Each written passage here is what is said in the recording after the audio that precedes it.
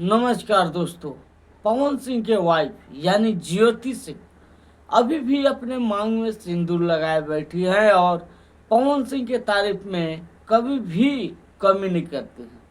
यानी पवन सिंह के हर वक्त बड़ाई करती नजर आती हैं और पवन सिंह के लिए अक्सर कुछ न कुछ बोलते नजर आती हैं। तो पवन सिंह बोलने से इनकार क्यों करते हैं और ज्योति सिंह के बारे में यानी ज्योति सिंह वाला मुद्दा के बारे में बोलने से क्यों घबराते हैं, ये समझ में नहीं आता है। और देखा जाए तो ज्योति सिंह अक्सर बोलती है कि मैं उनका इंतजार कर रहा हूँ, वो कब आएंगे मेरे साथ, मुझे कब ले आ जाएंगे अपने ससुराल। तो ये देखने लायक बनता है कि पवन सिंह कब जाते हैं अपने ससुराल और ज्योति सिंह को मायके कब ले जाती हैं, ये देखा जाएगा।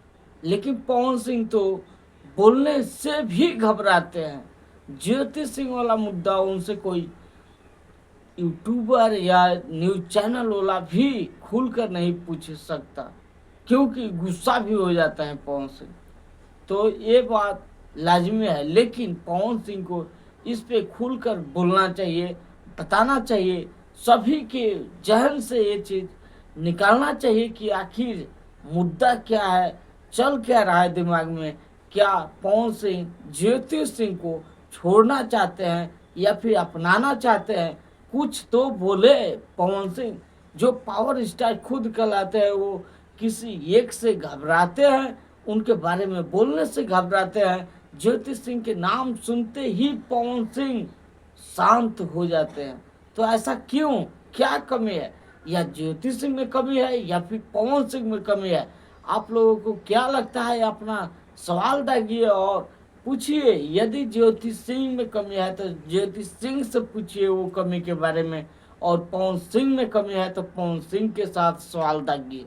आखिर पवन सिंह इतना शांत क्यों रहते हैं? जब भी ज्योति सिंह का नाम आता है तो पवन सिंह बोलने से बचते हैं। वहीं पे ज्योति सिंह के सामने पवन सिंह के बारे में कोई सवाल पूछा जाए तो ज्योति सिंह भर भर के जवाब देती है और ये कहती है कि मैं तो इंतजार कर रहा हूँ कि वो कब आएंगे मुझे ले आने और अपने घर लेकर जाएंगे। लेकिन पवन सिंह से पूछा जाए तो पवन सिंह शांत हो जाते हैं। ऐसा क्यों? तो आप लोग ये सवाल पवन सिंह और ज्योति सिंह, जो भी गलत आप लोगों को लगे, उन दोनों से पूछ सकते हैं कमेंट बॉक्स में। ऐसे आप लोग देख रहे थे भोजपुरी मस्ती न्यूज। मैं राहुल कुमार मिलता हूँ फिर से किसी ऐसे ही वीडियो के साथ। तब तक के लिए धन्यवाद।